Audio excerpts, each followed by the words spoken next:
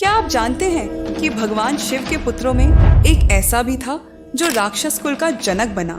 उसकी कहानी इतनी रहस्यमयी और अद्भुत है कि इसे सुनकर आप हैरान रह जाएंगे। और ये अकेले नहीं, शिव के अन्य पुत्रों की कहानियां भी किसी चमत्कार से कम नहीं हैं। आइए जानते हैं भगवान शिव की उन संतानों की गाथा जो पौराणिक इतिहास में अनसुने रह गए। भगवान शिव, जिन्हें सृष्टि के संहारकर्ता और पुनर्संस्थापक के रूप में जाना जाता है, का परिवार रहस्यमयी कहानियों और प्रतीकों से भरा हुआ है। उनके कुल 9 संतानें थीं, 1 पुत्री और 8 पुत्र। इनमें से कुछ संतानों का जन्म असाधारण परिस्थितियों में हुआ और कुछ को भगवान शिव और माता पार्वती ने गोद लिया। आइए इन संतानों और उनके उत्पत्ति के रोचक पहलुओं को विस्तार से समझते हैं। शिव की पत्नियां और उनका महत्व। भगवान शिव की पत्नियों के बारे में कई पौराणिक उल्लेख मिलते हैं। उनकी पहली पत्नी सती थी, जो राजा दक्ष की पुत्री थी। यज्ञ की अग्नि में कूदने के बाद सती ने हिमालय की पुत्री पार्वती के रूप में पुनर्जन्म लिया और शिव से विवाह किया। अशोक सुंदरी। पार्वती जी के ही 2 पुत्र और 1 पुत्री हुई और पुत्री का नाम अशोक सुंदरी रखा गया। कहते हैं माता पार्वती ने अपने अकेलेपन को खत्म करने के लिए ही अशोक सुंदरी का निर्माण किया था। कार्तिकेय को सुब्रमण्यम मुरुगन भी कहा जाता है। पुराणों के अनुसार षष्ठी तिथि को कार्तिकेय भगवान का जन्म हुआ था, इसलिए इस दिन उनकी पूजा का विशेष महत्व है। गणेश। पुराणों के अनुसार भाद्रपद शुक्ल चतुर्थी को गणेश जी का जन्म हुआ था और गणेश जी की उत्पत्ति पार्वती जी ने चंदन के उपटन मिश्रण से की थी। सुकेश।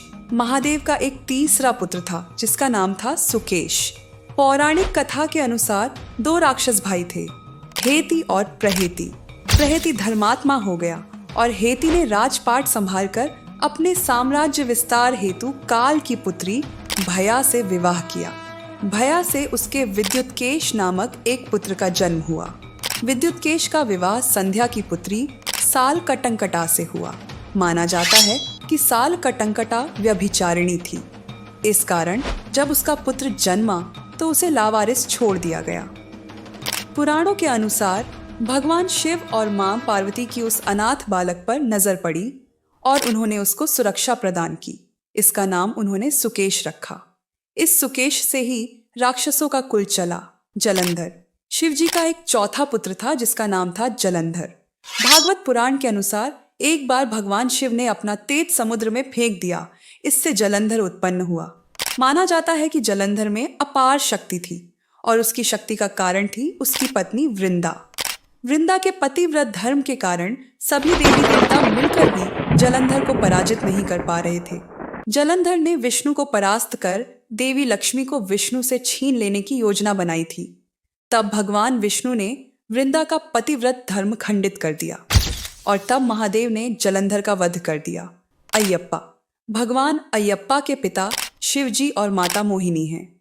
शिव और भगवान विष्णु की अवतार मोहिनी से उत्पन्न होने के कारण उनको हरिहर पुत्र कहा जाता है। भूमा। एक समय जब कैलाश पर्वत पर भगवान शिव समाधि में ध्यान लगाए बैठे थे, उस समय उनके ललाट से 3 पसीने की बूंदें पृथ्वी पर गिरी। इन बूंदों से पृथ्वी ने एक सुंदर और प्यारे बालक को जन्म दिया जिसके 4 भुजाएं थीं और वह रक्त वर्ण का था। इस पुत्र को पृथ्वी ने पालन पोषण करना शुरू किया। तभी भूमि का पुत्र होने के कारण यह भौम कहलाया। अंधक और खुजा अंधक नामक भी एक पुत्र बताया जाता है, लेकिन उसके उल्लेख कम ही मिलता है। पौराणिक वर्णन के अनुसार खुजा धरती से तेज किरणों की तरह निकले थे और सीधा आकाश की ओर निकल गए थे। क्या आपने भगवान शिव की इन सभी संतानों के बारे में पहले सुना था?